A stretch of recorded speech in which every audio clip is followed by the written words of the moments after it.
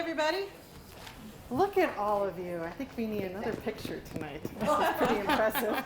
Oh, you were all on MCAT and it's already posted, the first two sessions, so everybody's on MCAT. So, yeah, thanks for coming, everyone, on this cold, snowy evening. So what do you think so far? Great. Awesome. Like it? Good. We'll do it again then. Okay. We promise we won't keep you as late as last week. But I have to ask, who got to ride in the bucket and went up 100 feet? Wow. A lot of you. What'd you think of that? That's cool. Cool. Yeah, it was all right. So after this one will be halfway through already, and we've had such great attendance, and we really appreciate everybody coming. We put a list of attendees and their neighborhoods in the back of your book, so you can see if there's anybody from your neighborhood. We didn't put contact information, but you can contact with each other maybe and network a little bit. And also in the back there's a feedback sheet which we will use at the end, but like if you want to make notes along the way you can. And I'm sorry that we didn't put it in earlier. So we appreciate your feedback, and thank you for coming. So today is the topic is recreating and quality of life in Missoula. We are having Missoula Parks and Rec and Department of Housing and Community Development. Our presenters will be, is Erin, are you going first? Erin Pehan, who the Department of Housing and Community Development. And then after that, we will have Donna Goffler. And where's Donna? Right there. Oh, she showed up. Right there. And she is the Director of Parks and Rec. So thank you all, and let's get started. Let us know when you want the lights turned on. And before Erin steps up, last week we couldn't go to the bar afterwards because we were up in the bucket truck. So tonight, for anybody that wants to walk down to the Rhino, that's where we will convene our post session this evening. And something real quick about Erin. I've known Erin for probably 10 years now. She and I served on her board of directors at the Poverello. And so she comes to this with a wealth of knowledge, not just about housing and community development, but also probably the overarching question always at this time of year is how do we help our homeless? And so with that, no further ado, Erin Pehan.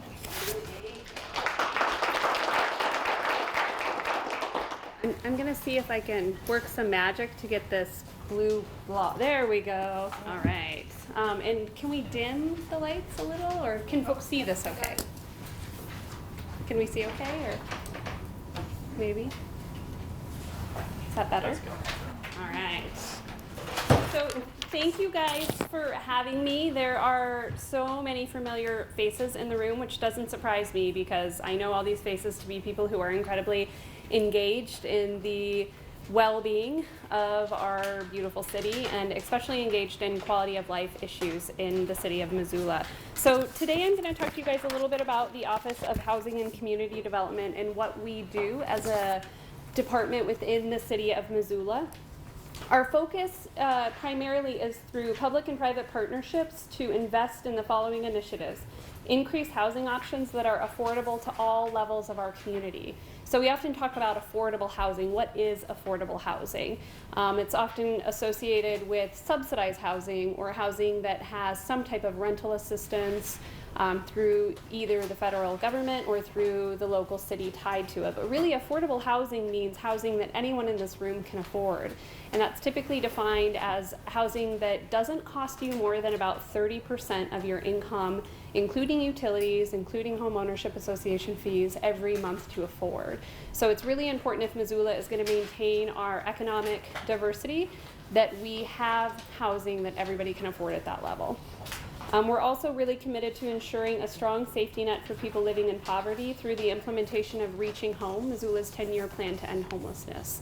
Our office is responsible for implementing that plan and working with our partners, the United Way of Missoula County and Missoula County offices, to ensure that that plan is implemented and that we are doing everything that we can to support people living in homelessness and falling into homelessness in our community. And then lastly, to support economic development opportunities to help our community grow. Those could be things like assisting with necessary trades in our community. How do we continue to develop construction industry trades and workers that will help in our efforts to develop affordable housing? It could be how we look at supporting and embracing entrepreneurships or entrepreneurial activities and internships through our newly emerging refugee communities. And so it's really across the board, but how do we support people through economic development initiatives in our community? So tonight we are going to share a little bit with you about our housing policy efforts, what we're doing in our division to focus on housing policy, comprehensive housing policy across the city that will ensure safe, affordable housing to people in need of it. Some of our programs, including Community Development Block Grant Funds and the Home Program that support our work around hazardous cleanup through our EPA Brownfield funds, and then lastly our work through Reaching Home, which is our 10-year plan to end homelessness. But we're going to start today by talking about housing policy, and so I want to lead into that a little bit by talking about affordable housing and talking about why this matters in our community. So we know that secure homes are the foundation for everything else in life. 20 million Americans don't have access to safe, affordable housing. This is not a local problem. This is a national problem. But our solutions need to be local and they need to be unique to our community to work. But to set that stage, I want to share a little bit with you guys about what this trend looks like nationally. So we are going to, shift over and watch a really short film that I think does a really beautiful job of telling this story. America, the land of opportunity, where hard work makes dreams come true. But today, many hardworking Americans can't afford what they need most, a decent home. More than a third of U.S. families rent their home. All right, we're gonna try to get this back on the screen. Let's see. America, Bravo. the land of opportunity, where hard work makes dreams come true. But today, many hardworking Americans can't afford what they need most, a decent home. More than a third of U.S. families rent their homes, and half of those that rent pay more than they can afford. 11 million American families spend over half their paycheck on rent. This doesn't leave enough to cover basic living expenses. This is a crisis in America. Home is everything. Without a decent home you can afford, life falls apart. Here are the Millers. Chris is a school bus driver. Sarah's a bank teller. Emma just turned 3. Once they pay their bills, they have this much left for rent. But their modest 2-bedroom apartment costs this much, which means the Millers can't make ends meet. Why is this happening? More Americans are renting and fewer are buying, which is driving up rents. Here's Mary. She works full-time at a minimum wage job. There is nowhere in the nation where Mary can afford a 1-bedroom apartment. In fact, almost everywhere in America, Mary would have to work over 60 hours a week just to afford a simple, small home. This is how many hours she'd need to work depending on where she lives. And if Mary wanted a small 2-bedroom place so her little boy could have his own room, she'd need a big raise. Working full-time, Mary would need to earn over $15 an hour in these states and over $20 an hour in these states. Even if Mary somehow doubled her paycheck, these are the only places she could afford a simple 2-bedroom home. The cost of renting a home in the U.S. is out of control. And that's why every 11 seconds, a family somewhere in America gets kicked out of their home. That's 10 by the end of this video. And 2.9 million per year. Many of them will join the 600,000 people who are homeless every night, a quarter of which are kids. And for the first time in the history of our nation, thousands of people with full-time jobs are living in homeless shelters. We all pay the price for this crisis. It affects healthcare, education, crime, and the economy. And there's no end in sight. Baby boomers are retiring. 10,000 of them every day for the next 15 years. Half have no retirement savings, and most will live on Social Security. That's not enough to afford a home of any kind, much less one that's accessible. The lack of homes for aging Americans is a train wreck everyone sees coming, but the problem is bigger than that. It affects all Americans. Something must be done. We have the tools to make it better. We can increase the supply of homes that are within reach for all hardworking Americans. We're already doing it in communities across the country. We just need to expand what we know is working. But nothing will get better until we make this a priority for our nation. You can help make that happen. Join us at www.home.one.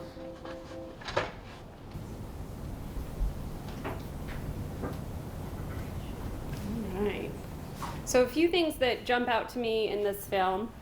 57 hours is what the average Missoulian has to work to afford a simple, standard, one-bedroom apartment. We know that number continues to climb every year. Level of evictions that we're facing, 10 before this video is out. We're not immune to that. If anything, we see that at a more escalated rate in places like Montana, with in cities like Missoula, with vacancy rates as low as 3%. Landlords are oftentimes not willing to take a risk on anyone that has even a slight barrier to renting, poor credit, an eviction, even something as little as having a utility disconnection may disqualify them for rent. And then when they do get in, that landlord is going to be even less inclined to work with them if they have to make a late rental payment, because there are 12 people in line behind that person that can easily take their spot with what is perceived as less risk to the landlord. Is there anything that stood out to you guys in that video? Are the statistics on hours worked of minimum wage, are those for each state based upon like metropolitan cities? They're for each state based on the state minimum wage that's set in that area. And what they do is they look at, HUD does a statewide standard for what the average rental payment would be. Okay. We know they're more in some metropolitan areas and less in places like Butte, for example, than they would be in Missoula, but they do kind of look at a range for that, yeah. Mm-hmm. Other thoughts or observations? Okay. Have any idea how many people are sharing housing, so there are two jobs paying for the rent? Yeah, that's an excellent question. So we know that fancy term called co-housing is happening across the community in very informal ways. We see this all the time in our younger population, college kids, millennials working multiple jobs. I've personally seen how many millennials you can fit into one house with my next door neighbors. There's about 12 people living there, very successfully. They're great neighbors. In a 4-bedroom apartment. So we know that this is happening, and it's happening at higher frequencies. We're also seeing that become legislated, though, through our property management companies. We're seeing for the first time ever a very strict language in a lot of leases about how many adults can live at a home at any given point in time. It is legal to do to cap the number of adults that can live in a home. It's not legal to cap the number of children, but it is legal to cap the number of adults. So we're seeing that happen more often, and so people are kind of moving around those regulations. One phenomenon that we're seeing in a more formal way, which we think is fascinating and a beautiful complement to our community, is co-housing with different generations or amongst different populations. There's this beautiful housing program called Nesterly that is in other communities, which pairs maybe a young college-age individual with an elderly person who has a large home that they don't yet want to move out of, but provides a lot of space for other individuals to live, and they pair folks based on shared interests and shared lifestyles. And so there are some ways that can happen really effectively. Mm-hmm. When you say cap the number of people, do you mean that the owner of the rental caps the number of adults? Yeah, a property manager may say that that per your lease or contract, no more than X number of people can live in this home or even sleep in this home at any given point in time. But it would not include children, it's the adults. Exactly. Mm-hmm. Yep. Other thoughts? Did I see a hand over here? No? Okay. Oh. Sorry. I know nothing about like housing policies, so this is complete like armchair assessment, but it just seems like there's this conflict between people viewing home as an investment property where their incentive is to always have home prices going up versus housing being an affordable thing. Yeah. And so, I mean, how does that happen? Because I know so many people do count on a home being an investment property, but I mean, does that mentality shift in order to make affordable housing possible? Absolutely, and we'll get into this a little bit when we start to talk about our work that is currently happening around comprehensive housing policy development for Missoula. But we are seeing global value shifts occur across the scale as it applies to housing, and you saw some of that in the film in terms of homeowners versus renters. Some of the drop in home ownership is economic based, and some of it is value based. Our current population of young individuals, young career professionals tend to be more transient. They can work from anywhere behind a computer, and so we're seeing less investment in housing and less investment in place, and the desire to be able to be more mobile in your work. We're also seeing values around housing change in ways that our community or that young individuals don't necessarily want or like. For example, the idea and the concept that if I just work hard enough, the opportunity of becoming a homeowner should be afforded to me. And we're finding that that's just not the case anymore for a lot of young professional individuals. Or when I purchase my first house, I want to be able to purchase that cute single-family fixer-upper with a white picket fence that's got a nice yard in the back. But maybe now, first-time homeownership options are looking more like townhomes with very little outside space. And so we're seeing values around that change. Some of the market is impacted by either investors who are purchasing homes for rentals or purchasing homes for Airbnbs or VRBOs. In Missoula, that's actually a pretty small factor in our market. One factor in our market is inflation in our real estate that is occurring as a byproduct of cash buyers, full cash buyers coming into our market. Missoula, we kind of say, Portland was the next San Francisco, and Boise was the next Portland, and Missoula is the next Boise. And we see the tech sector slowly shifting towards Missoula. And a lot of these folks sold their home in San Francisco for $4 million and bought a home in Portland for $2 million, and sold that home and bought a home in Boise for $1 million. And they can come to Missoula and pay $500,000 cash for a home that only appraises for $400,000. So now all the other homes around that home are inflated in value. And so we are seeing that as a factor. We have more and more cash buyers coming to our community and being aggressively competitive and purchasing those homes than ever before. But the housing market and land economics are complex, and there are a lot of factors that play into housing affordability. We try to spend a lot of time busting the myth of greedy developers. Developers tend to bring in about a 5% profit on any real estate construction. The fact that home prices have increased by 20% since 2015 does not mean that those real estate developers and contractors are bringing in that extra increase in profit. That extra increase has to do with the cost of land. It has to do with the cost of construction, primarily the cost of materials like timber and steel, which have been greatly impacted by tariff and trade decisions of late. It has to do with construction labor, which was dramatically impacted in Montana with the Bakken boom and the loss of a good segment of our construction workforce, and we've never really rebounded from that.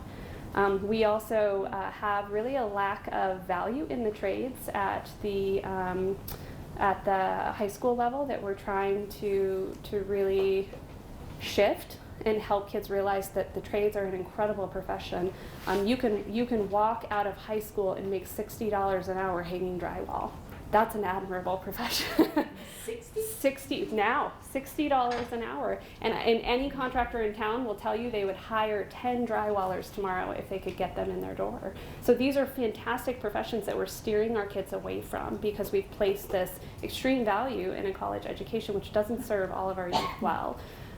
So it's a really complicated set of factors that lead into affordability, which means we need to have an equally diverse and complex set of solutions to tackle that.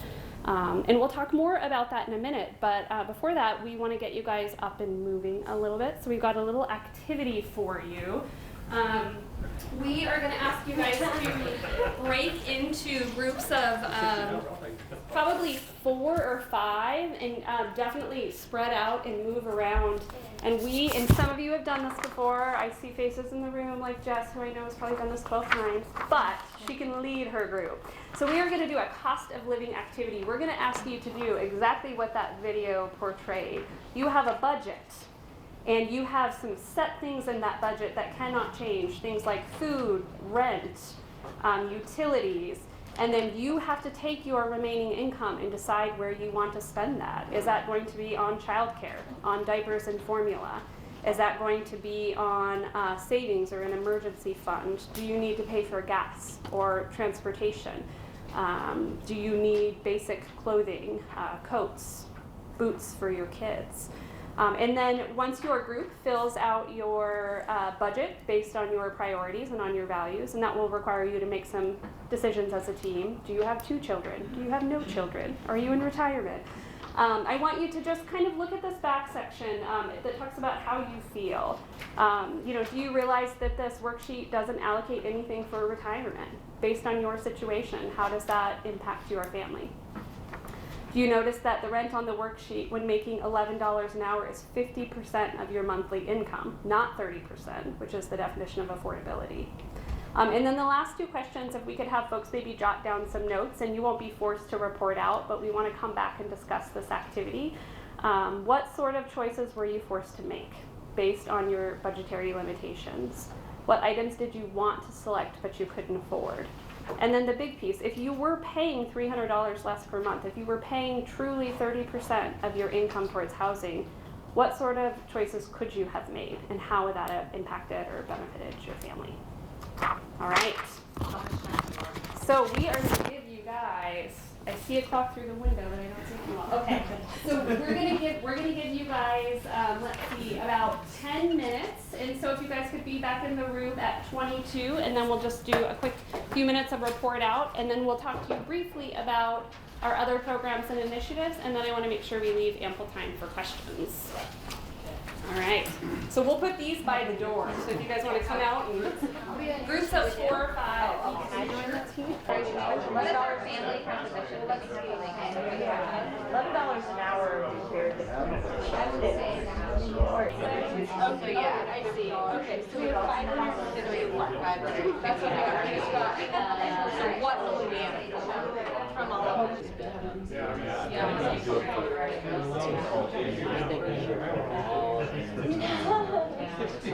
I guess I'm curious about that. I also wonder. All right. Does anybody have any feedback from the process that they want to share? Maybe some of the decisions that you were forced to make based on your family composition and how those decisions impacted you. Gold star for the first person to go. I know. No, this one's kids. I've been telling myself that for 9 years. Yes. Kids are expensive. Kids add cost across the scope, and I think this is something that we're seeing more and more too when you talk to young professionals about whether or not they're choosing to have children. More and more are saying student loan debt, cost of housing. We aren't sure that we want children, but we also feel like we can't make that decision right now on a clean slate because we're impacted by all these thoughts about debt and budget. Yeah. Other thoughts? Something our group did, I think just shows like something Missoula does really well, is when we looked at the vehicle for $200 a month, since Missoula still is extending their grant, free public transportation tests, or like if we're in that situation, it's a no-brainer. Yeah. That's something a lot of the communities don't do, so I think it's good to bring up and give more support for that program continuing. Yeah. Yeah, being able to access free transit, which our community has, is phenomenal. But I'm going to challenge you a little bit on that. Where do you work? Downtown. Downtown. You work downtown. We didn't come up with specifics. I personally. So if you work downtown between the hours of 7 a.m. and 6 p.m. Monday through Saturday, you're set. But if you're a shift worker, if you have to be at work before 7, if you have to work past 6 p.m., public transit becomes really difficult for you. And so I think for a small subset of our population, it works really well and can eliminate that budget expense. But for a lot of folks, it can't. Yeah. Other thoughts? In the back there? To sort of make the additional expenses go underneath 550, you definitely have to go on either food stamps or other government programs, to zero out some of maybe the groceries or a couple other things on the list. That's one thing I think we talked about. I think it's a really phenomenal point, and I think challenges some of that public perception or some of the myth around who's accessing those public benefits in our community. I think what's interesting for me looking at this sheet is it's so easy to cross off the things that seem like luxuries. Kids, luxury, pets, luxury, travel, luxury, kind of a thing. But then it's like, what is your life? Like, where is your joy coming from? And so it's just sad to. Absolutely. I think I was most greatly disappointed at the fact that you're paying college debt off and making $11 an hour. Yep. And that was incredibly, and I feel like that's what a lot of people in Missoula are faced with right now. Yeah, student loan debt is perhaps the number one barrier that millennials face in purchasing a home or even having an affordable housing situation. Where we kind of thought the opposite, where if you're making $11 an hour, you're probably thinking, I need to get a new job and I need education, and therefore how am I going to fit that into my budget? Because there's not room for it. Absolutely. We were also a bit of a rebel in that we didn't think you have to have TV, so we struck that out of there. We were able to knock off another $40 and we whittled that down so we could have some money to move around. We did also see the emergency funds as something you need because those will come up. They do create problems with debt, so we also whittled that down to a smaller amount. But some of those trade-offs, I think sometimes everybody walks around thinking you have to have this device in your hand. I'm not sure that is an accurate portrayal. Absolutely. There are trade-offs to be made. It sure would be great if we had access to free or affordable preschool. Yeah. Childcare is the leading expense for a lot of families. And in Missoula, half the battle is finding a slot, and then once you find a slot, figuring out how to pay for that. Our Make-Believe family had a school-aged kiddo, and after-school care is one thing, but then we talked about summer and how that then becomes a super steep cliff that you have to keep up with. And so during the school year, we cut our child care expenses down to what it would just be for after-school care, working full-time, but then understanding that we would, in the summer months, that just doesn't work for families. We need to come up with several $1,000s to cover that. Okay. Any last thoughts before we move on? It's an extremely complex picture, of course. But one thought I have that is not on here is the matter of retirement. This person better be talking long and hard with their tax preparer on how everything fits together, because there are certain income levels and situations where you can get half of your investment into your retirement fund back on your tax return. So $11 it's an hour, really you're doing complicated. TurboTax. There's no. You can get a consult with a professional tax preparer at H&R Block for nothing. So the purpose of this activity was really just to have us step into other people's shoes. Some of the comments that we get when we do this activity are, well, you can save on formula. Why isn't that mother breastfeeding? Well, maybe she works at Target and she doesn't get breaks, and that's not an option for her. By the way, why? if you do it on TurboTax yourself, take it into H&R Block for a free double check. So everyone, this is your tax guy right now. He's got your tax answers. And so just to be able to step outside of kind of that framework that myself included fall into of, well, I'm making it work, why aren't you? You should be able to budget better, or when I was your age, I was making that as well and I made it work. And that could be true for a lot of us, but the market has changed.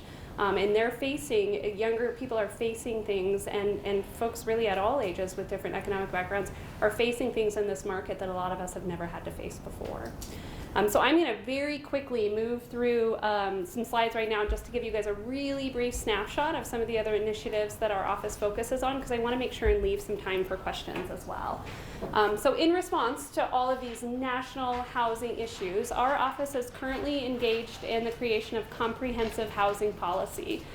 Our focus, our vision statement throughout this is that we know homes build strong communities. Safe and healthy homes are the foundation for early childhood educational success. Our kids cannot thrive without stable housing. Diversity of home types and affordable levels allows for a robust and thriving local economy. Homes are simply where jobs sleep at night. Without adequate housing, our economy will not grow.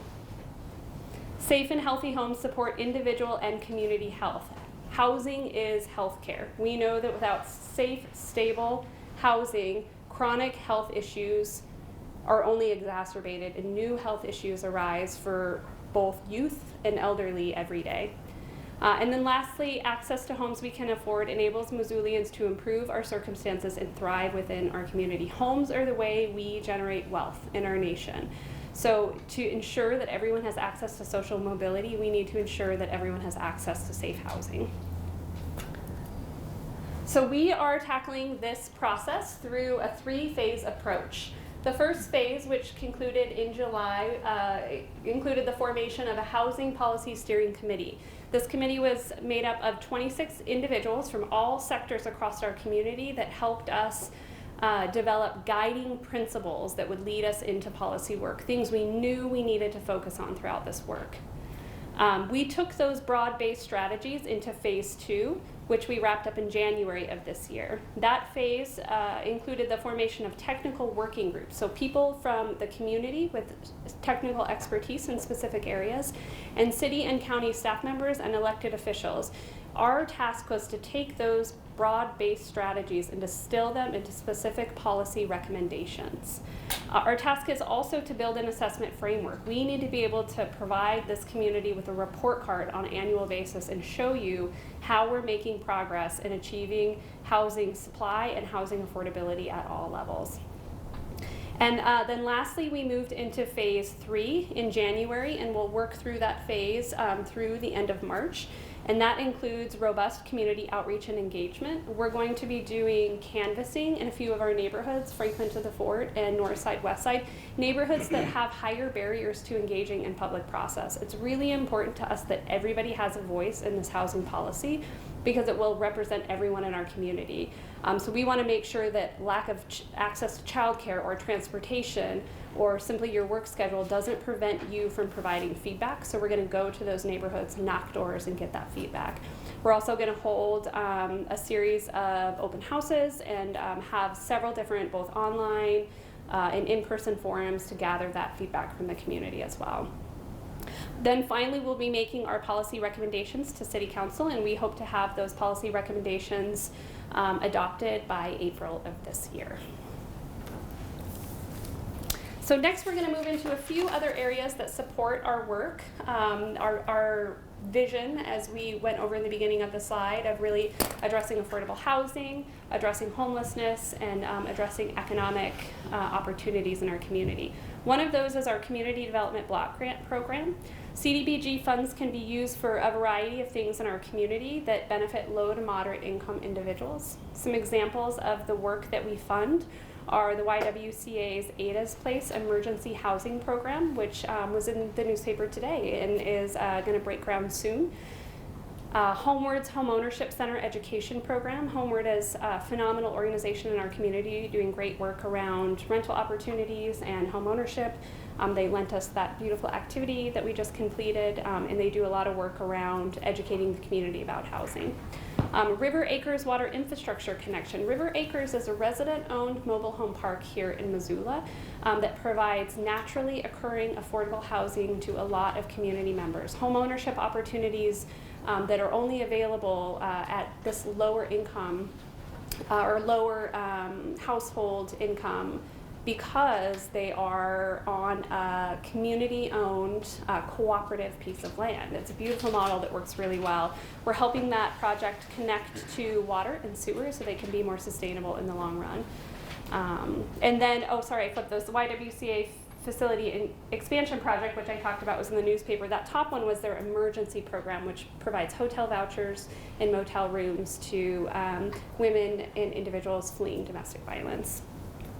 So, Erin, Mhm. CDBG, is that state or federal money? Yeah, so CDBG, Community Development Block Grants, funnel down to the city of Missoula from the federal government. And so we locally get to decide how we spend those dollars. We get to decide our priorities and our focus as a community, but we do have to follow some federal regulations with that. And so every year we cross our fingers that we'll get the congressional allocation again and the program will be funded. We typically get about $600,000 annually of CDBG funds to award, and then another $400,000 to $600,000 of home funds, which is the program we'll talk about next. Home investment partnership funds similarly come from the federal government and can fund a variety of activities.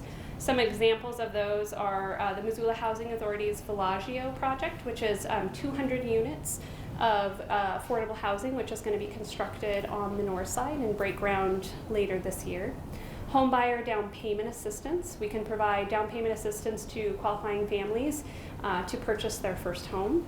And then the Montana Street Small Homes Project, which is a project that Homeward is currently completing over on 1717 Montana Street near the food bank, Jessica's home, and is placing small modular homes in on a lot adjacent to the food bank for homeownership opportunities for income qualifying families.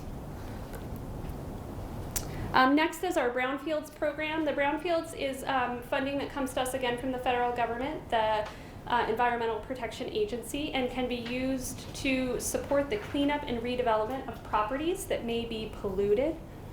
These come in the form of assessment grants where we can determine if there's pollution on the site, and then cleanup grants or cleanup loans that allow us to get in there and get that hazardous material cleaned up. Erin, could you give an example of where we've used brownfields assessment funds? Of where, I'm sorry? Where we've actually been able to use Yes. brownfields? I have some, we have some slides coming. So some examples of what a brownfield site might be. Lands impacted by mining, tails, slag, adits. So we don't see a lot of these in Missoula, but we see a lot of these across the state.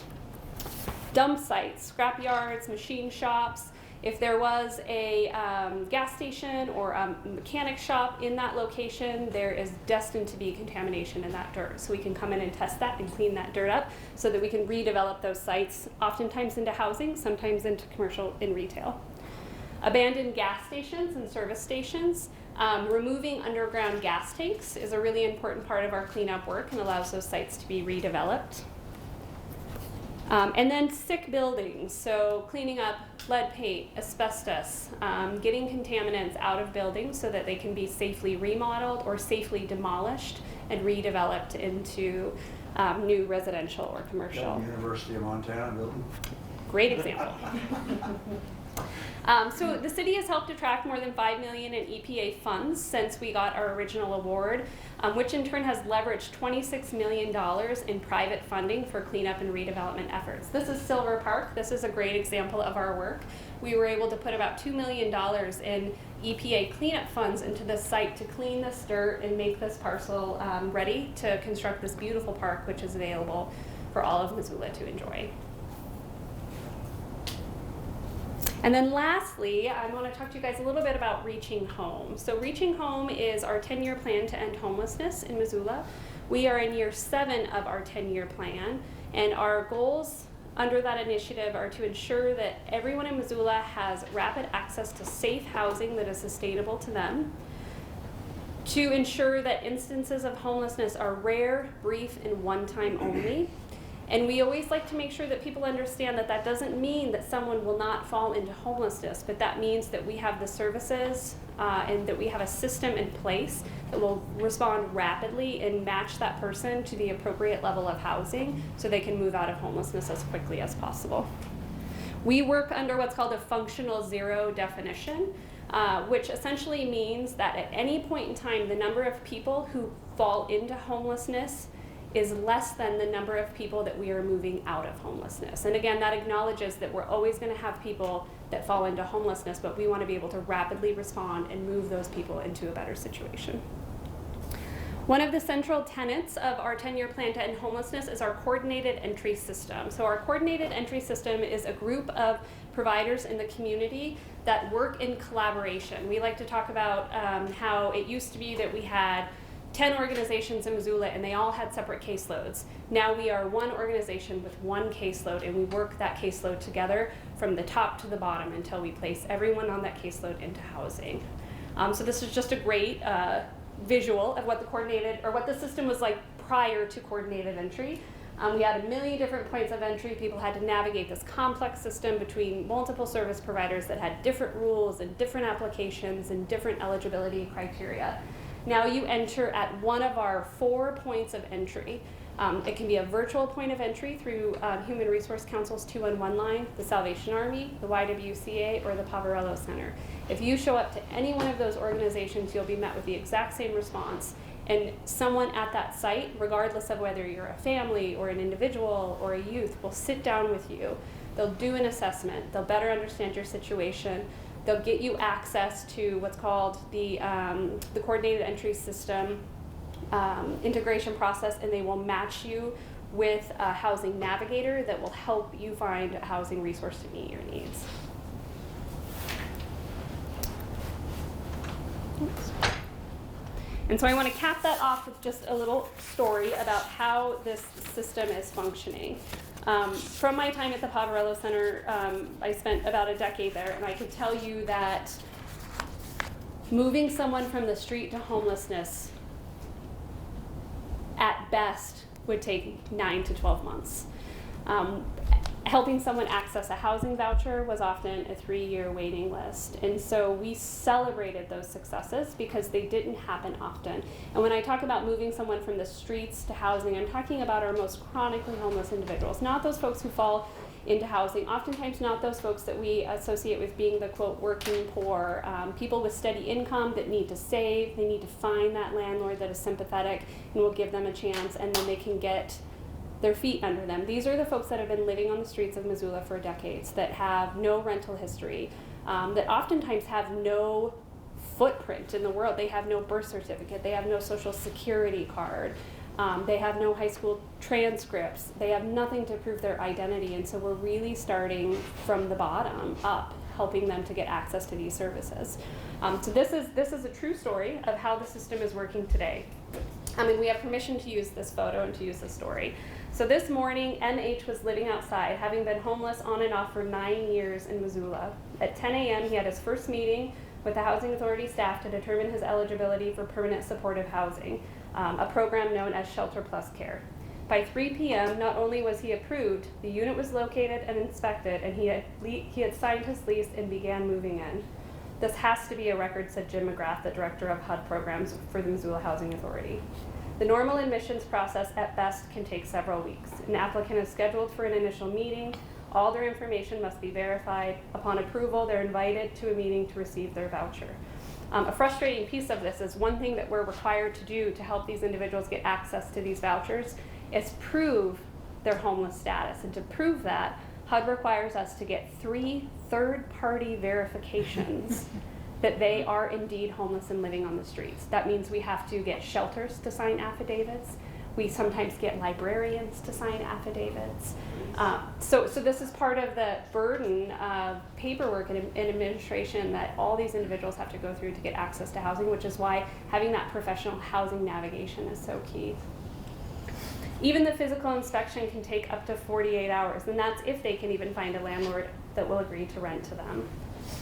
A lot of things fell into place for MH. He was referred to the Missoula Coordinated Entry System, who assessed his needs. He was assigned a navigator who helped him get all of his documentation together. His navigator, Yvonne, assisted him from referral to lease up. She helped him get document ready, which required a lot of detective work on her part, locating all of his lost forms and paperwork. And she accompanied him to his appointment this morning and assisted him in his housing search. MH took the initiative to look for a vacant unit and found one at the Wildflower Apartments. Because he was prepared when he came to his initial screening, they were ready to approve him on the spot. With voucher in hand and unit identified, he was able to get inspected and ready to lease up. The next process is to ensure that MH has the support that he needs to stay housed. Yvonne will complete a warm handoff to Sue, our coordinated entry system housing retention specialist at the Poverello Center, and she'll help him build a plan to develop a support team around him in the community. Moving into an apartment after 9 years on the street is incredibly difficult. I worked with a homeless veteran who was on the street for 10 years and moved into his apartment and slept on the floor for the next 2 before he was comfortable moving into the bed. And so this is a process, and so this is a moment to celebrate, and we all celebrate it tremendously, but the hard work is not yet done because we need to support this individual and help him stay securely housed. But this is such a beautiful example of then and now and how we're rapidly moving to get folks off the street. So thank you guys for letting me come and talk to you. I'd love to answer any questions that you have, but I also know we're running into Donna's time and I don't want to take up too much of hers. So how about we take 2 questions? And, all right, Alex, you got first one? So, one trend that I think everyone in Missoula is a property owner knows is that property taxes are going up all the time. And ultimately that gets rolled over into rental rates. It's a big variable in the declining of rentals. Yeah. How does the city, what do they do about that? Do they have any, can they work with the county, or do you guys see that?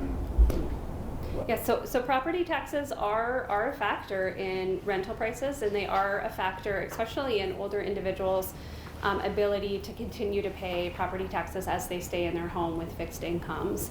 I guess my more macro answer to that is that we have a tax problem in the state of Montana that we need to fix. Right now, the only resource that we have available to us to fund our municipalities is property taxes. When we look at states who are really moving the needle in housing affordability and in a variety of quality of life issues, and we talk to those states about how they're getting that done. They're getting that done through siphoning off a portion of a local option tax or a sales tax. They're getting that done through other dedicated revenue sources that we don't have the authority to establish. And so I think it will be incredibly difficult for us to address a variety of needs that our communities are facing, but specifically housing affordability and meeting the housing supply needs without diversifying our revenue as a state and as a municipality. But I think that is a real problem that we have to continue to be aware of how property tax increases are impacting both renters and homeowners.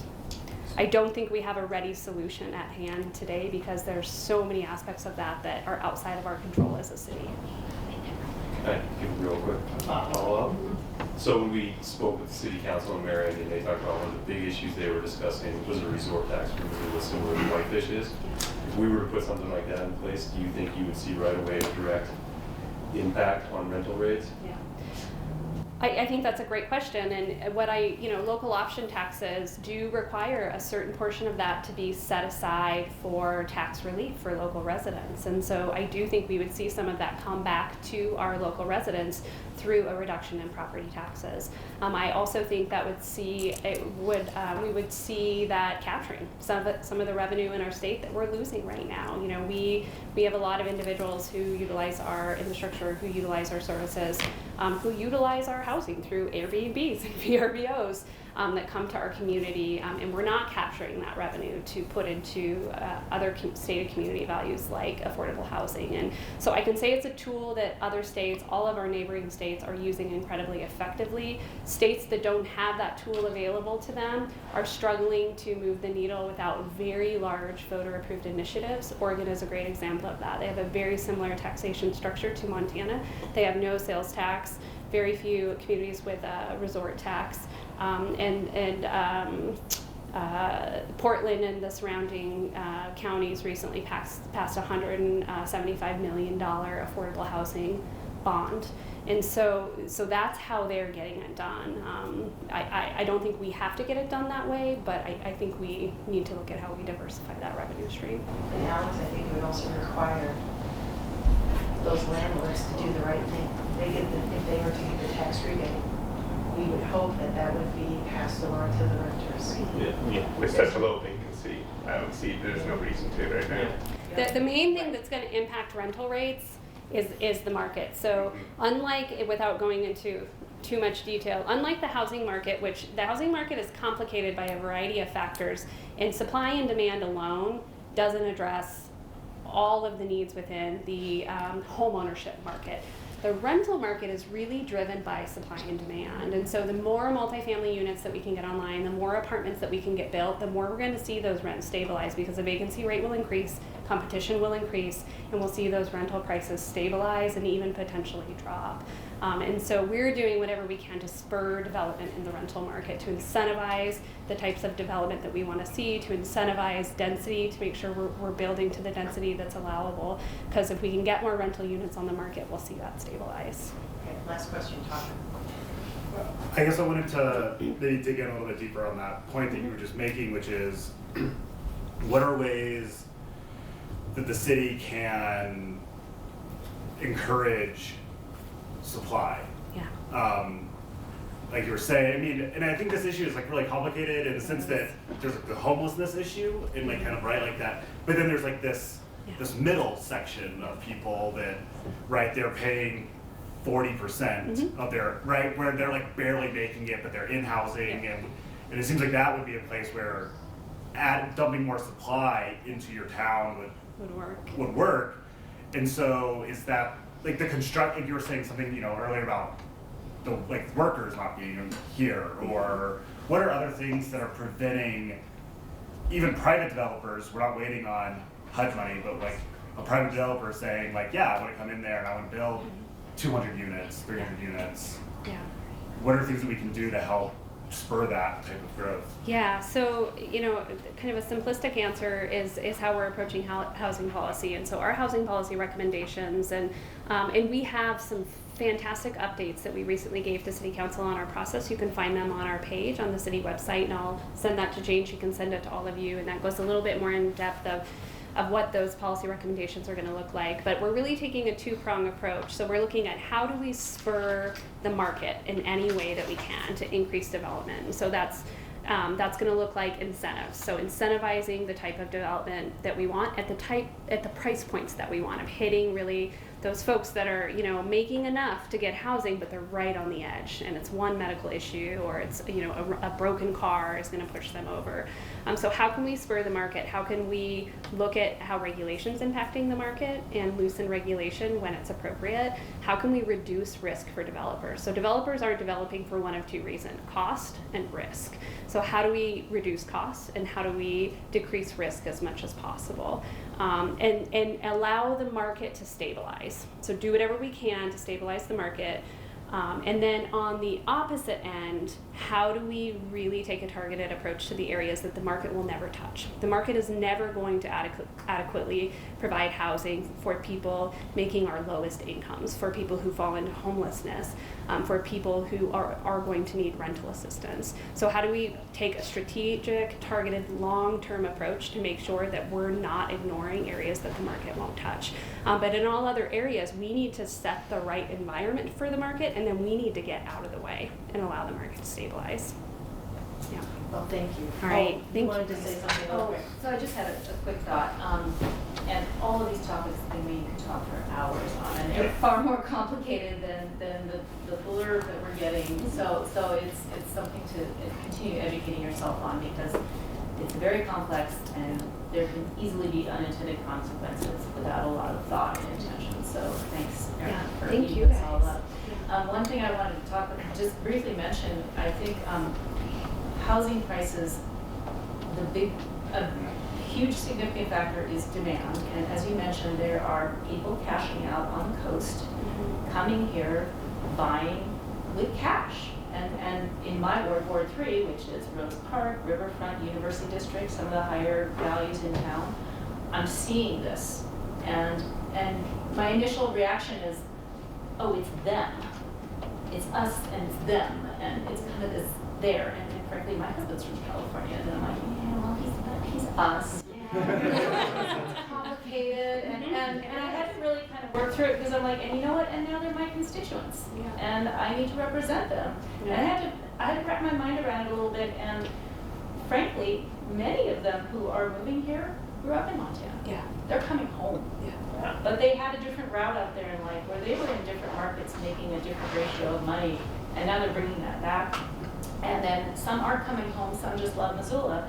And having met many of them over the last few years, I'm like, well, you have to take lemons and make lemonade. So what is the silver lining here? The silver lining is, first of all, that these people have resources.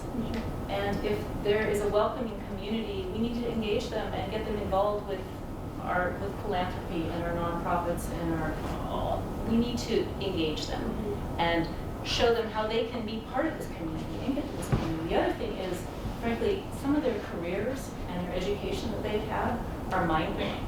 We have some amazing people moving to this town. We all are amazing, and we have amazing people together. But when I kind of asked a few questions, I'm like, you did what? You ran the Fulbright program at the State Department? Oh, okay, well, I'm gonna go home and clean my kitchen now. It's just, there are some amazing people coming into town, and we need to look at that as a resource and figure out how to make that work for us, because it's happening. We have no control over it, it's gonna happen, so how are we gonna make it work? And I just think that's something that kind of, because it's so much easier to be black and white, but it's really all shades of gray. So. I know, and I'm sorry, I actually can't stay with you through donuts. I have a high school babysitter that I have to have home by 9 o'clock, or she turns into a pumpkin. But we love to talk about this stuff. And so seriously, if anyone wants to have coffee with me, like, we are happy to talk more at length about any of this. So don't hesitate to reach out to us. You can find us via the city website, and we're happy to talk more. And with that, a round of applause for everyone.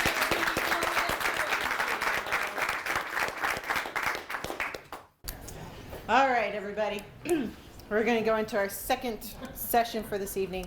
We may run a little bit over. If you need to leave early or at 9 o'clock, feel free to do so.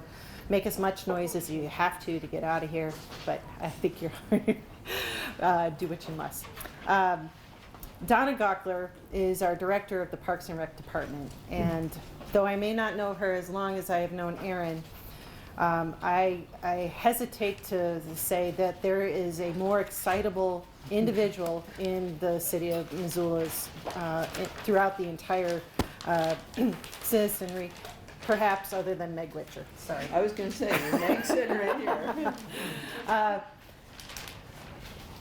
Last week, we were over at the Fire and Police Department, and I think we all walked away just in awe of what they do, and kind of thought, my gosh, they do a lot for us. The reality is, what Donna's going to talk about today helps them out to a very large degree in basically our community service through our parks. And with that, it's all yours. Thanks, Heather. And thanks so much for having me. I've been here in Missoula since 1991, and my degree is in Parks and Recreation, emphasis on municipal and business. And with Heather's introduction, she told me about your experience with fire and police. And being the time of year it is, I was just like, well, we could take you out climbing and skiing and, go down water slides. But my real answer is we're really in the business of preventing those things from happening in the first place, if we're doing a great job. So I want to share with you a little bit about what is Parks and Recreation anyway. And when I talk about Parks and Rec, I'll go back and forth about talking about the city and its programs and systems and what we do here, and about Parks and Recreation in a real general sense, to public lands and the way you use your leisure time. First thing I have to ask you is, I want you to think about your own lives. I want you to go back to being an 8 or 9, maybe 10-year-old. And I want you to think of an amazing, memorable experience that you had as an 8, 9, or 10-year-old. I want that picture in your head. And I want you to feel what was it like? Were you outside? Were you in a particular place? Who was with you? And why was that experience so amazing?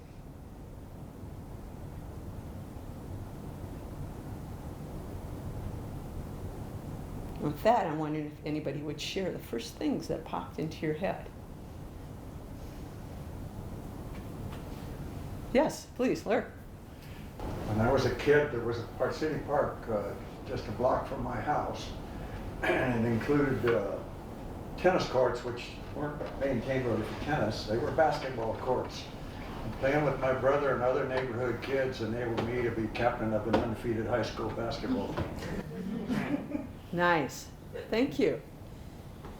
And then Nick, yes. I had learning how to ride a bike, and then it was just like it was a crash right in the beginning.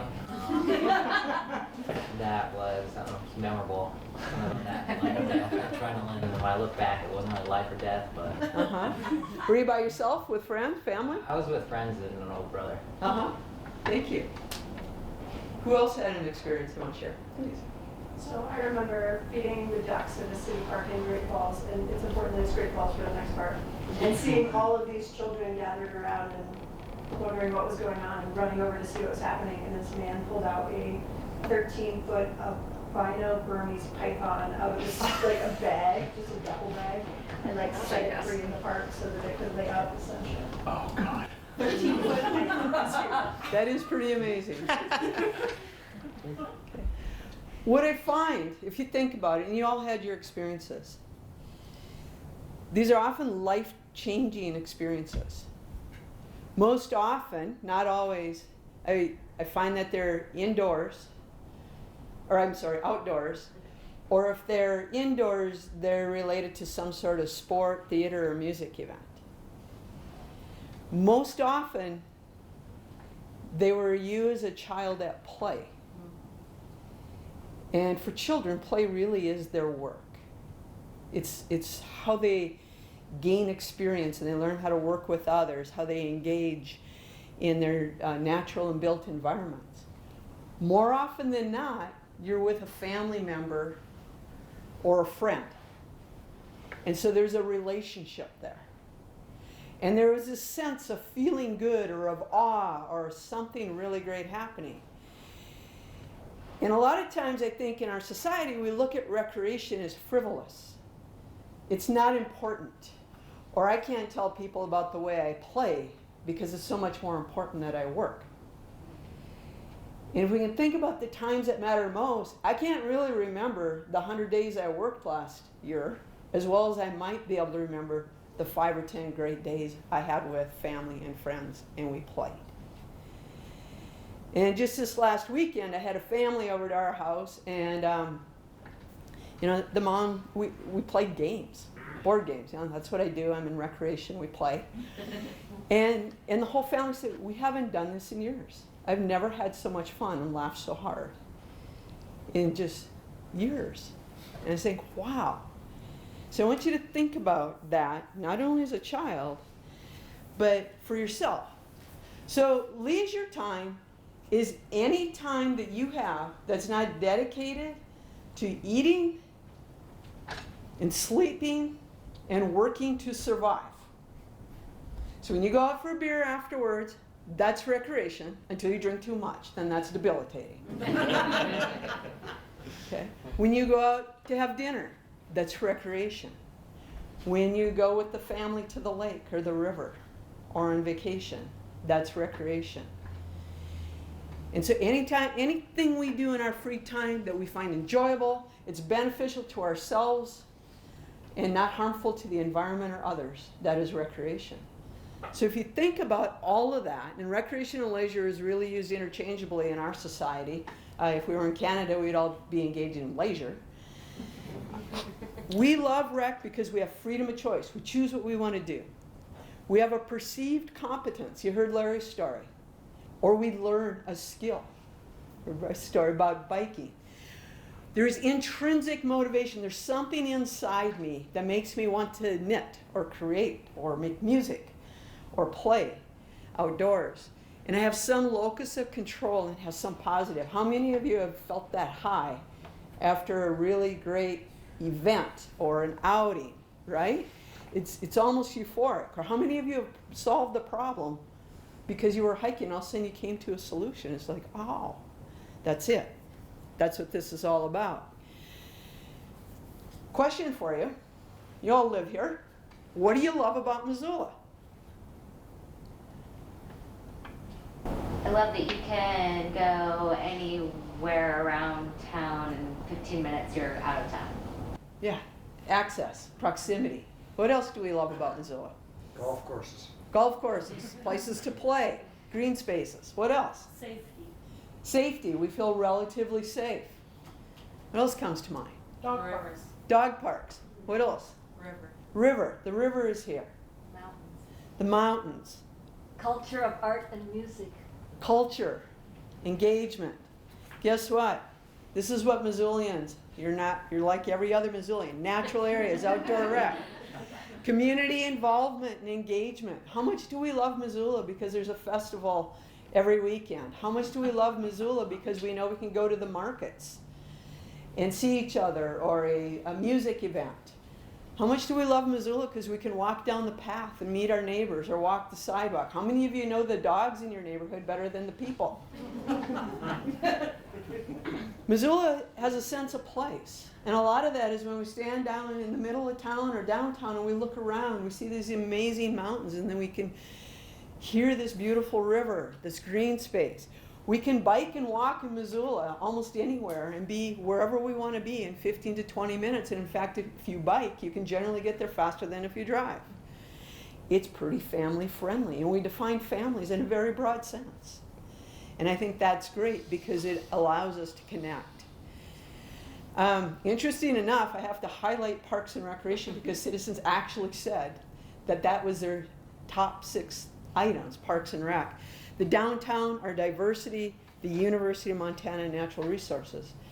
So as a department in Parks and Recreation, we feel that we have a huge responsibility to meet the needs of our citizens because they have awfully high expectations and a lot of wants and wishes. And for a person who loves to play, I am in awe at how many different ways people can find to play and how much they're willing to invest in that, and how many volunteers a year we have come forward, or how many citizens we have come forward and say, hey, we want to do something more in the parks. How do we help? And some of you are here tonight.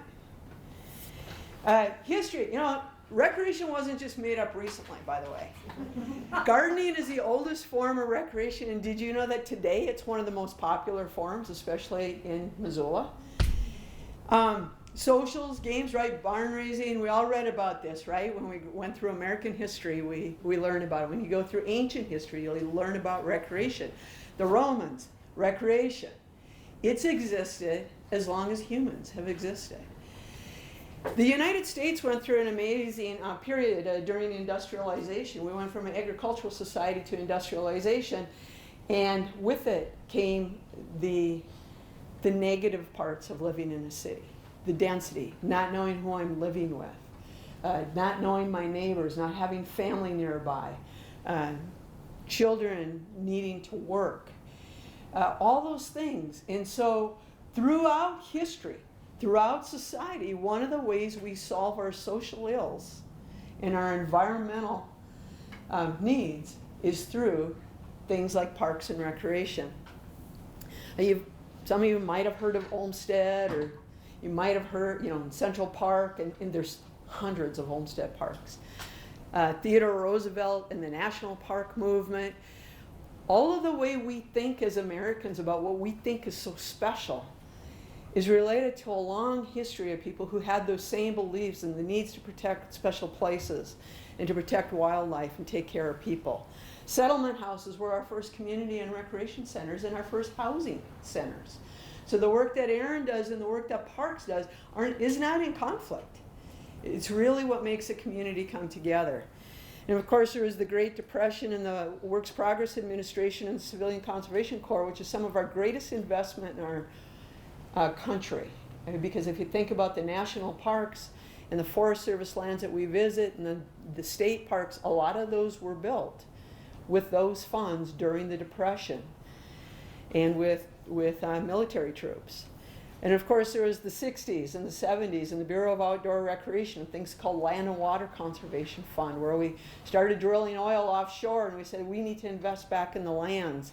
And so some of our other most significant investments. EPA and DEQ and the protection of our environment. And then there was a time of affluence. Well, what did that mean? You know what it really means is now both parents are working. Families are no longer traditional with people to take care. Now we have latchkey kids. And we have all kinds of issues related to childcare and people having what they need in that way. And we have a high-tech industry, and we started having this affluency and moving away from what's right at home, and then came the Great Recession. And what we have experienced from the Great Recession is a looking back home like we've never seen before, probably since post-World War II, where people say, you know what, I value my neighborhood. I value where I live. I value the community I am part of, and I want to be part of it in a really important way. And I think that's what the Great Recession, in many ways, from my perspective, did for us as a community and as a people. So why, I get asked this from time to time because whenever there's budgets, it's like, why do we invest in this thing called play? And some of you know that based on your own personal experiences, but I just wanted to share a few things with you. The National Recreation and Park Association engaged in a statistically valid survey, and 9 in 10 Americans believe that parks and rec are important. 78% want their local governments to increase spending in it, and 76% of Americans are more likely to vote for a local politician if they support parks and rec. Now that's not talking about a department, that's talking about a value. That's how much we believe as a society in the importance. Locally in Missoula, we kind of blow the charts apart. 2/3 of Missoulians visit a park or trail at least weekly. That's pretty amazing. And 98% visit at least regularly. That's crazy. We talked a little bit about social ills. If you think about where your parks are, because we get asked this question all the time. Sure, we build parks and now we can't afford housing. Well, if you think about it, most of your parks are in riparian corridors. Open spaces are on hillsides. And what that does is it pushes our development where we want it. If development is dense and it's located close to facilities, close to services, it's going to be less expensive for us to do our schools, our water delivery, our wastewater, to our busing. Busing doesn't work unless we live close to each other. And it preserves all those spaces that are really expensive for us to manage fires, manage floods, and all those other things. And so there is strategy behind where we place our parks and open spaces. Also happens to be some of the best habitat for wildlife and some of the greatest places to play. So it makes sense. You might be surprised, but almost all citizens, not just in Missoula, believe that clean air and clean water are critical. And I am here to share with you that those open spaces and that urban forest and the forests around us and those rivers are really the lungs of our community. And that those parks are our living rooms where we together come as a community. And so as you think about parks and recreation, do we need those things? Our staff, when we talk about a park, we'll talk about, we need to mow it or irrigate it or treat weeds on it. Those are really mundane things. But when you think about what happens in a park, people go on their first date with their eventual partner. They propose. They may have their wedding there. They take their child there for their first outdoor events. You go to the festival and you meet your neighbors. You know what? When you walk a trail or a sidewalk or meet somebody in a park, you don't have road rage. You say hello to your neighbor. Those things make our community a better place to live. And in fact, leisure service organizations cross the gamut, including the armed forces. It is about welfare and wellness.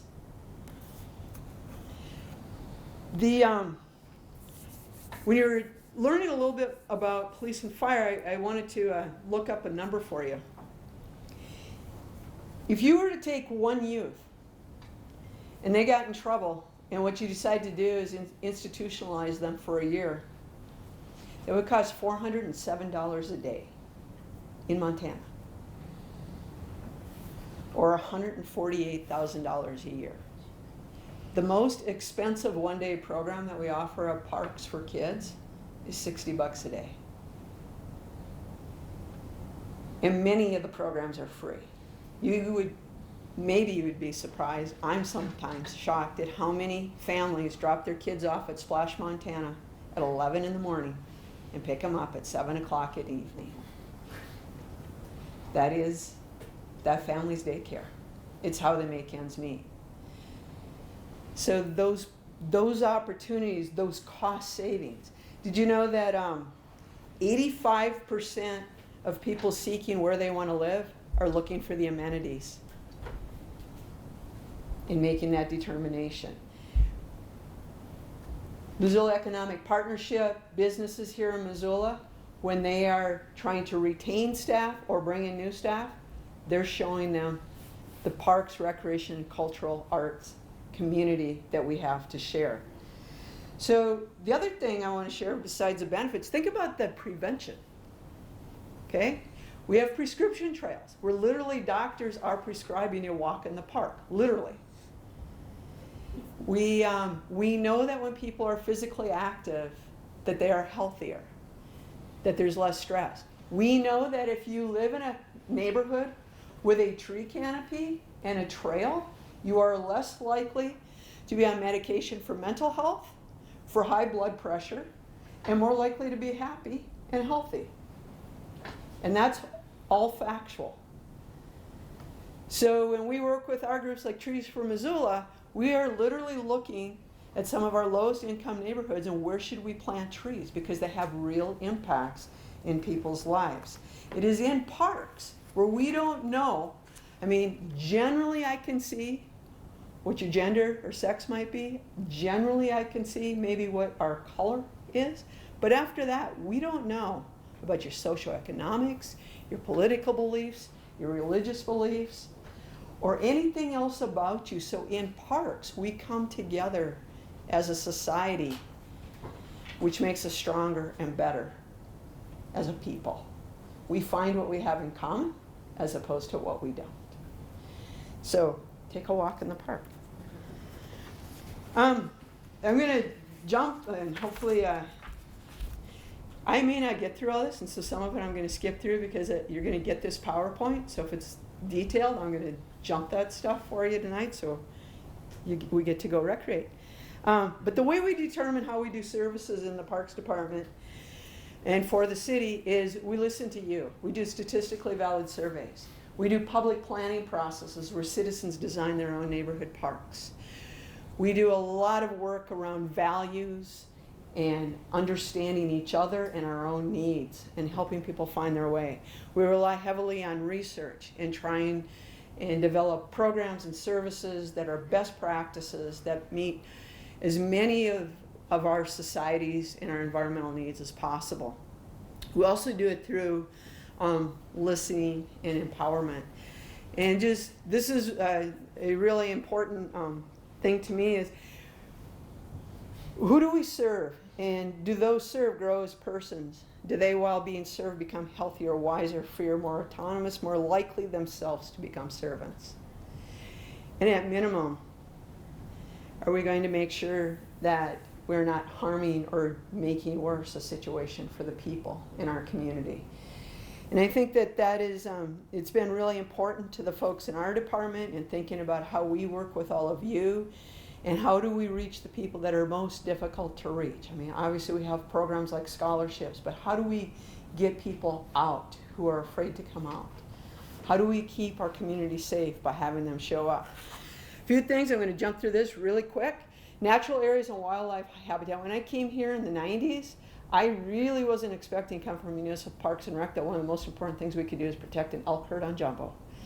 I thought that was, up to fish, wildlife, and parks. But no, citizens here in Missoula expect that.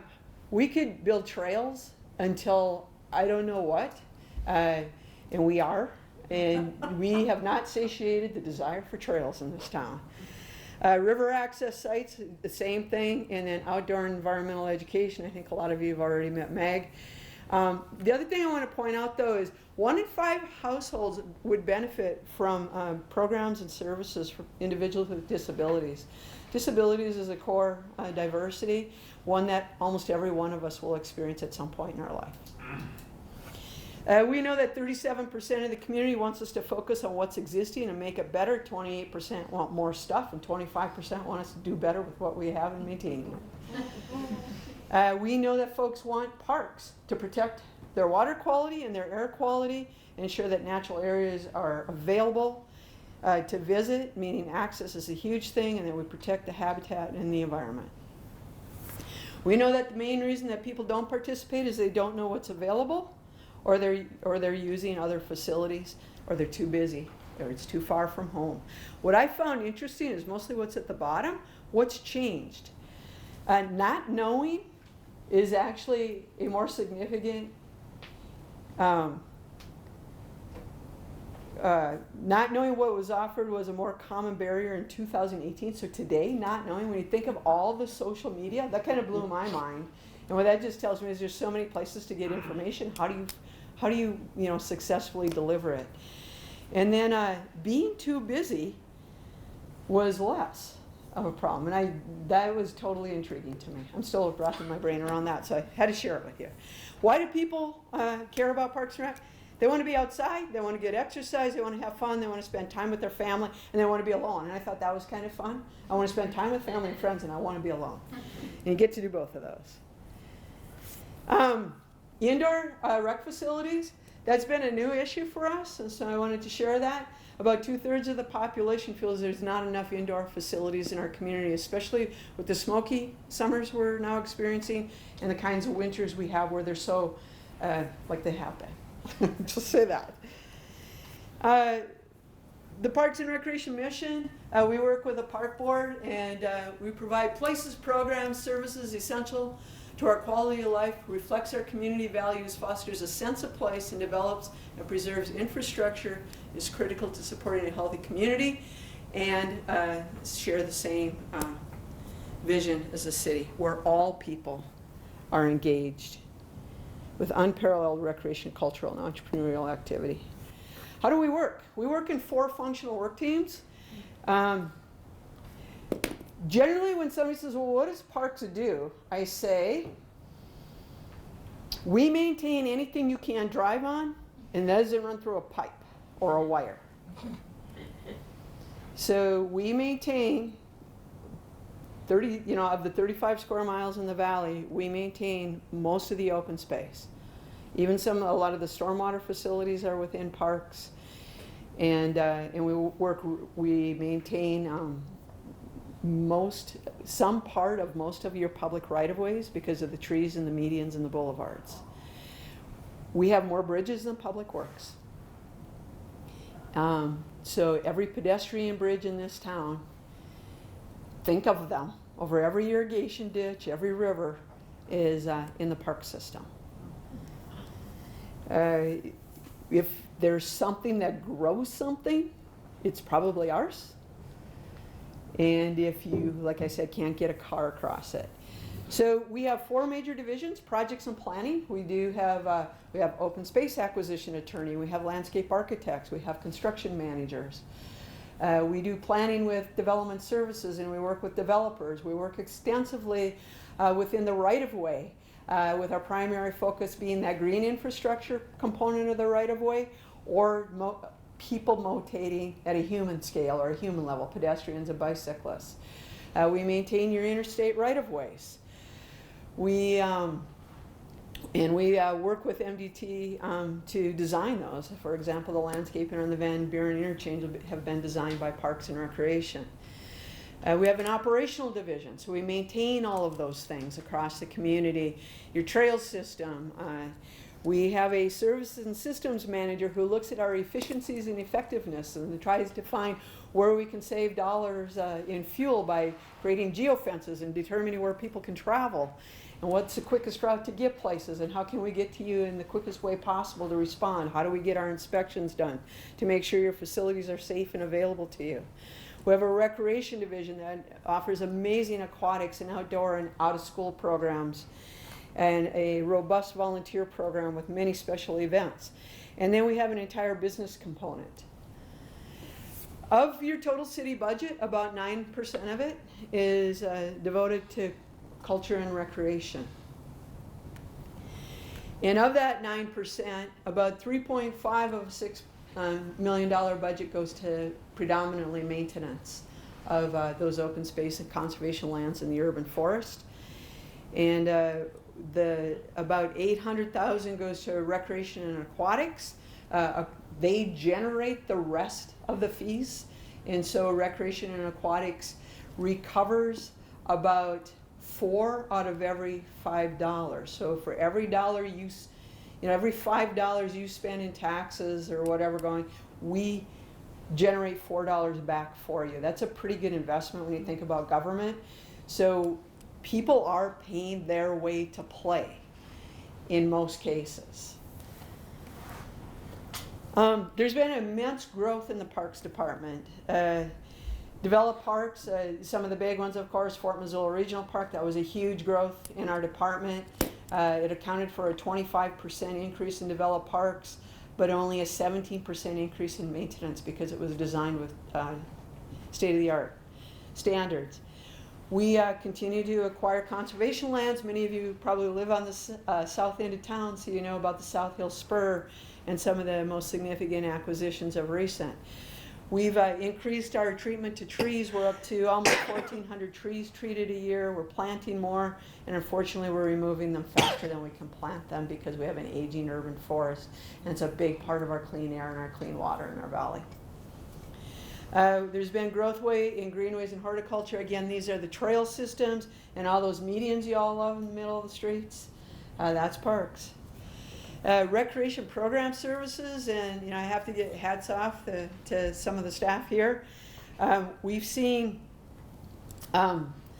massive increase in recreation, and what we're hearing more and more from families is this is their daycare. And if you think about that relationship between that child and that camp counselor and those experiences, those are life changers. Those mentorship opportunities are unbelievable. Even picnic shelter increases in volunteer hours have gone up significantly.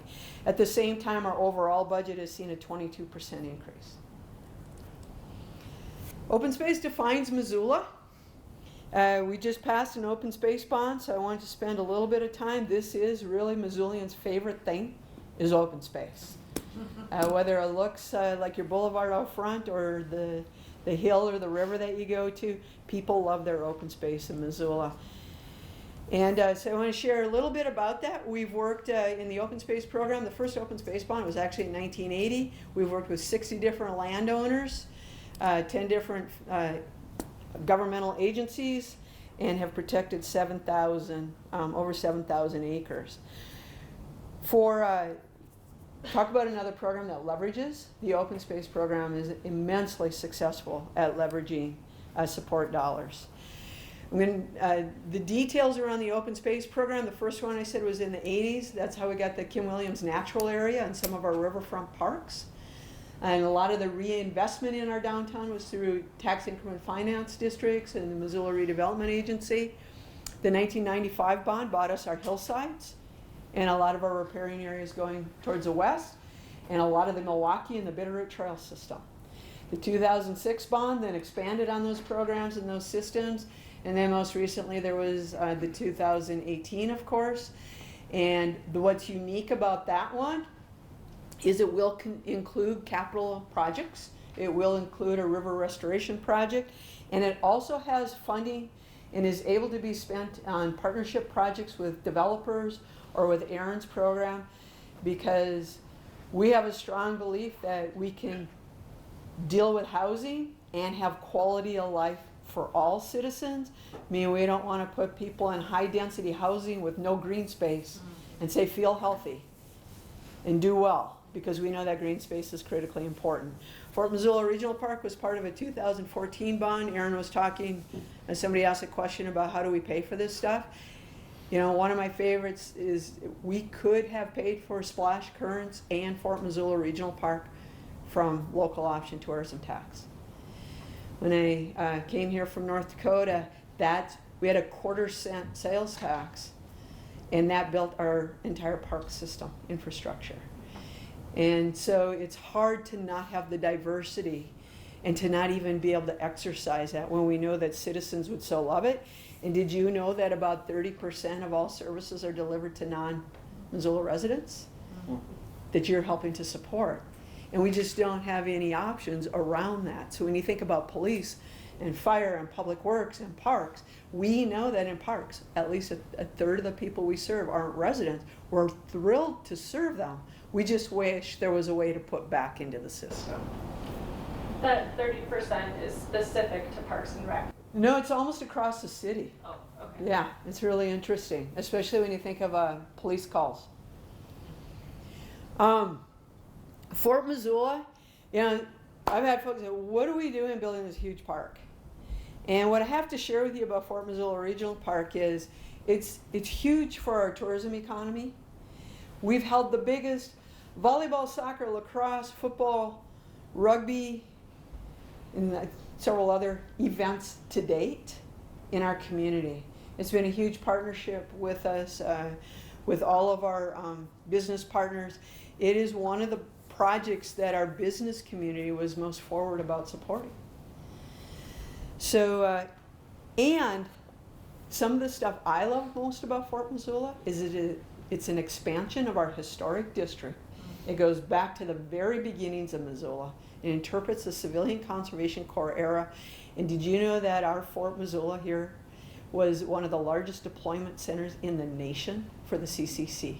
And we built Glacier National Park and took care of our Forest Service lands and fought the fires and planted the trees from Missoula, Montana. I think that's pretty cool. We had a grand opening on phase 2, and I just, the number of people and the people who have come from other communities who have said, nothing like it. Where do you go to play in some major activity where you have a museum to go to and trails to walk and shopping to do? They love it. One of my favorite projects in this past year is Montana Rail Link Park. This is a huge partnership with Montana Rail Link, Missoula Redevelopment Agency. This provides a 4.5 acre in one of our least served, highest density, low moderate income neighborhoods in Missoula. And we've only got the dog park open so far, and it has been a massive hit.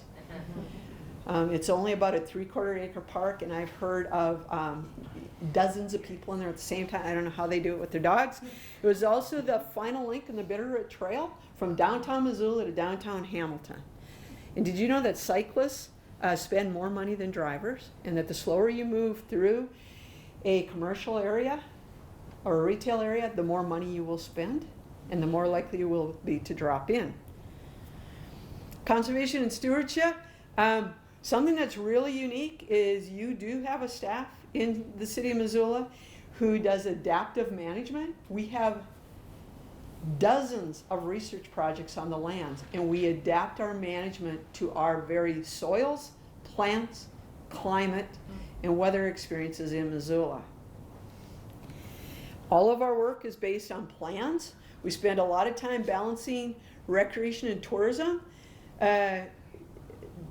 Right now I can't remember the numbers. I think there's some 700 number of boaters, floaters, single occupancy, blow up things, whatever that is, that crosses under the Madison Street Bridge on an average hot summer day. So if you think about that, and then there's any number, about same number of dogs that run up and down the trail system and down to the river. So what we're doing is we're dealing with this, how do you balance conservation and protection and riparian zones and bull trout, cutthroat trout habitat, blue heron, eagles, the whole bit, and manage all of these crazy, fun-loving boaters that we all are at some point in our lives, right? And so that's some of our biggest challenges. Missoula water acquisition. How cool is it that we own our water delivery system over one of the greatest aquifers in the world. And how cool is it, something you might not have realized, is how many of those lands are immediately adjacent to a park that is now going to get enlarged, like in Farview's Paddy Canyon at Ninkpata, or adjacent to an open space where we have actually gained open space.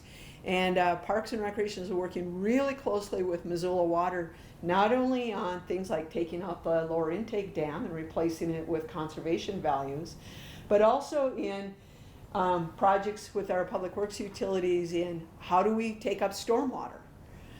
How do we, like using trees and vegetation, which is much more sustainable? And how do we do things in a full ecosystem way so that we are better serving citizens in Missoula? Clark Fork River, our staff does amazing things, so they may be floating out here to plant something today. And the next time, our department also spends an incredible amount of time, but almost 25% of the conservation lands team time is spent removing camps.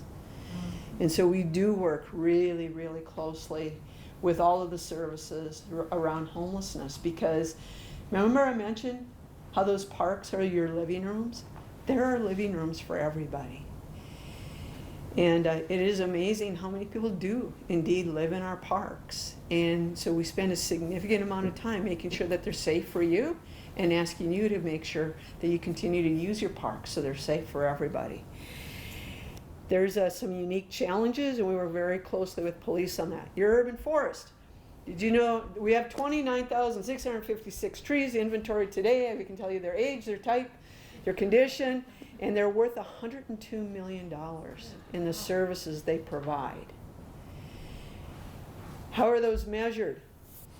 We measure the energy savings, the air quality, the water quality, and the real estate impacts against the cost to maintain that tree. And so 100 trees over 40 years has a payoff of $72,000.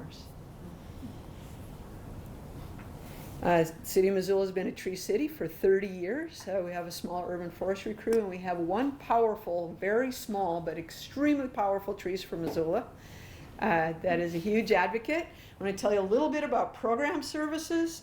Missoula Parks and Recreation does offer a number of special events. We offer wellness programs in the parks. I can't tell you enough about kids camps and the camp leaders and the way our families are relying on these programs, not only to introduce their kids to a lifetime of leisure skills. Remember that incarceration number of over 400 versus 60? Teaching a child, teaching yourself a lifetime leisure skill is an investment in your physical, mental, and social well-being, and it keeps people happy, engaged, and part of their community. We try and reach everybody. I don't know how many of you have heard about the pickleball fad. I don't think it's a fad. We have a lot of retiring boomers, and we call them mature adults. And they're extremely active. Our retiring boomers today are not our seniors of yesterday. They want to travel, they want to experience outdoor adventure recreation, and they want to be engaged in very social activities. And I had to share this picture because it's one of my favorite from Meg. This is what kids look like when we come back from a day in Parks and Rec and deliver them to your doorstep. And this is what we get parents loving all day long. The relationships built in programs with those mentors again, and with kids, and among family members. Think of those experiences where for a lifetime, when you get back together with your family over a holiday or a special event, you are recalling those events that have become traditions and meaningful activities in your life that become your very foundation and build that philosophy within you of what it means to be together, to engage, and to play. Aquatics, there's always questions around aquatics, and I have to share a story with you.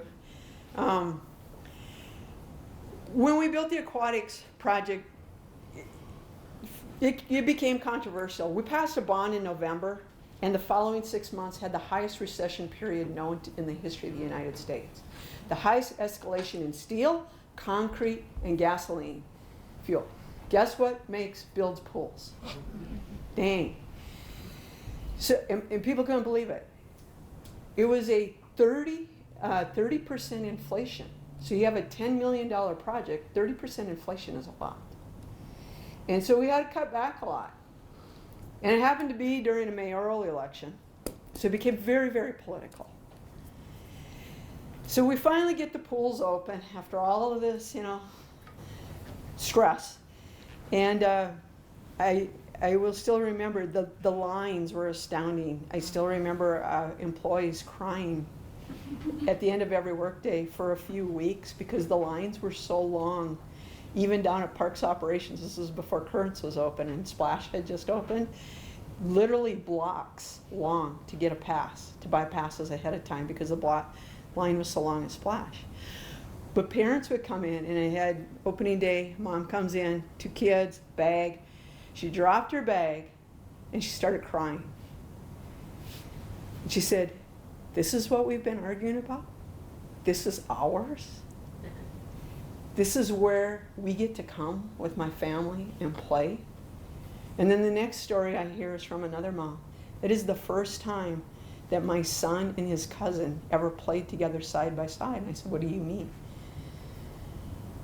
Well, his cousin's a paraplegic, and he could float in a lazy river together.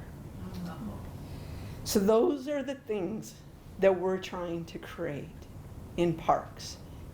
And when I see that little kid that maybe has had too many candy bars and sodas, running up those steps to ride down that inner tube for the 20th time that day, you gotta smile. It's fantastic. And really, when you think about it, our old pools, we had 33,000 swims a year on average. And now we're averaging 178,000 swims a year. And one of the things I love best about Currents and Splash is we are seeing every demographic in this community at those facilities. There are days at Currents where every ADA spot is parked. And it's amazing the number of people we have in for PT, OT, veterans who are using those facilities. We do generate significant revenue. Believe it or not, Splash generates, we're open about 9 weeks total. It's a business in and of itself, over $500,000 generated in revenue. 1/3 of that comes from the Crazy Creek Cafe and Fireline Grill inside of Splash. 1/3 of that comes from Dippin' Dot sales.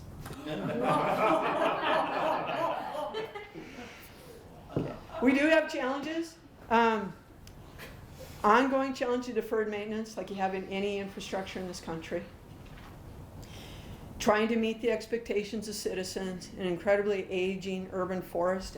Much of our forest was planted by our forefathers in the early 1900s. We are really paying close attention. I want to be one of those first first cities in America that can really answer the problem of housing and quality of life at the same time, with dignity and respect for all citizens. And I think we can do that. Missoula is unique.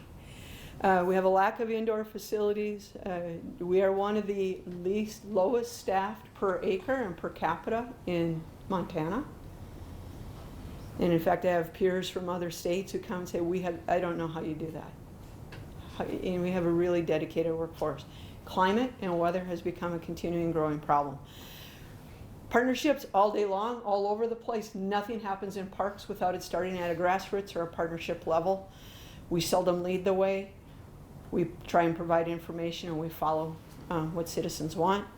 We do have our own license plate, so I've got to do my sales pitch here. We, through Friends of Missoula Parks, our partnerships with the many people at 5210, which is the new version of Let's Move.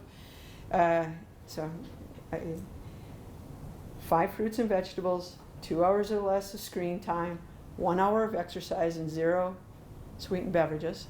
That's your take home. Now the health department will be really happy. They're proud of you. But those partnerships are funding a lot of special programs in our system. So like Morning Move, one of Meg's programs where we bring before the school day starts, programming to our Title I schools. It's a huge deal that kids can go to their school, have activity, get breakfast, and then start classes because now their brains are functioning, they're more likely to pay attention. We get involved in almost every aspect of the community because of the variety of things we do and the partnerships that are out there, and we couldn't do any of this without you.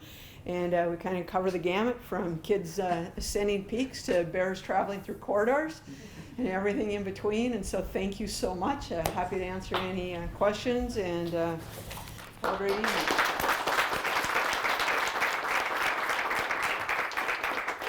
Okay, so we have a new member to our group, Cynthia. You're going to get the first question. Hi guys, Donna, thank you so much for coming. My name's Cynthia Rodemaker. You did talk about climate change, and you also discussed the interconnection with the water acquisition. Mm-hmm. What are you guys doing with water? What's your plan? From the Parks Department perspective? Yes. Does the city charge the park department for water? I'm an old horticulturalist that used to work for the city. One of the unique things about Missoula Parks and Recreation compared to many peer cities is when we talk about cost recovery, we're talking about everything. We pay water, we pay sewer. I've had citizens say, well, how come it's cheaper to run the pool in Billings? Well, it's called Billings. They don't charge them their utilities, or they don't charge for any of the staff. Makes it real cheap to run it. Right. Because you're not counting the costs. We try and do a really good job of cost recovery, and we are paying all those bills. We do work very closely with Missoula Water on right-sizing meters. We're trying to reduce our amount of bluegrass. Obviously, you need a certain amount of bluegrass because it's one of the few cultivars or some rhizomatous mix that can handle the foot traffic that happens in parks. And a lot of times citizens say, why does it cost so much to build a pool or build a park? And I say, well, if you had 1,000 people use your bathroom, you'd get a sense that you need better products, on a daily basis. And do you have wells? We have, Does Fort Missoula Regional Park carry their water system through a well? Fort Missoula Regional Park is on a well, except for all potable water services. Those come through Missoula Water. And our well history is actually unique out there. It's a closed water system. And we are in a partnership with the Northern Rockies Heritage Center. They have the federal allocation from the old military times, and because we're using it for cultural, historic, and recreation, we are able to use that water. We're very water wise, water sensitive, and a lot of that has to do with right soils. Thanks. Mm-hmm. I guess a similar vein. What, if anything, is the Parks and Rec Department doing to offset the energy use from splash and currents? Because those are pretty much energy hogs.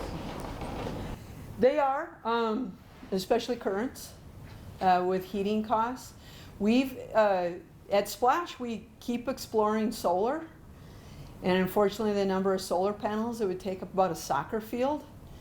And we haven't been able to quite figure that out yet from an economic perspective. And so we just, best practices, high efficiency boilers. Everything is automated. So when you go to any of our new facilities, all the water shuts off automatically, no paper products. We shut down systems in the winter, so we're not running much electricity. We've looked at wood product for currents, but haven't been able to get that to pencil yet. So we're constantly looking for alternative energy where we can. Larry. You have an impossible job, and it's huge, and I know this because I was in recreation management for over 30 years on 5 national forests. But I'm a pre-war boomer, probably the oldest person in the room. And there are some inequities. I think, I'm not talking to everybody in the room. Think about your older population and what they need in parks. We have 3 parks in Triangle neighborhood, maybe more. Boyd is 2 acres and it's pretty much fully developed. Cattail Pond is 3 acres. and there's not much more development to do there. It has 3 benches. We have Bellevue Park, which is almost a half-mile long. They're building a kids' bicycle park, but in a half mile, there's not one bench for an older person or somebody who doesn't really feel like taking a hike to sit on. Think about benches in your parks. Mm-hmm. Yeah. I agree. Yeah, we're adding them. Mm-hmm. Pardon me? Your neighborhood council. I'm on the neighborhood council. Oh, you are. I'm sorry. We do work a lot with neighborhood councils. You probably noticed We there's. teamed up with them to put a bench in at one of the parks. Put in several every year, and we still need many more. Totally agree with you. So that's an avenue you could try. Any other questions? Can I just point out that the license plate goes to your scholarship fund? Thank you. Yes. So if anyone's interested, support the parks. Thank you. Bryce? Have you seen the TV series Parks and Recreation? It's true, all of it. Yeah. You know, there is some of that happens for sure. Not quite with that level of drama, or in some case lack of ethics, but I get a kick out of the public meetings because when people are happy, they don't show up. Wow. Well, thank you, Donna. What a great. Thank you. And with that, thank you all for coming tonight. Next week, we are going to be listening to Public Works, both the utility side as well as the street division. And we're going to be meeting over on Broadway in the new utility, well, it's now the utilities division, but Old Mountain Water, if you remember that. Okay. Yep, next to the old Adam and Eve, which some of you might also know. And like I said earlier, we're going to recreate over at, what did I say? Rhino. The Rhino. Yep, so. Is there parking in the back? At the Rhino? No. Oh.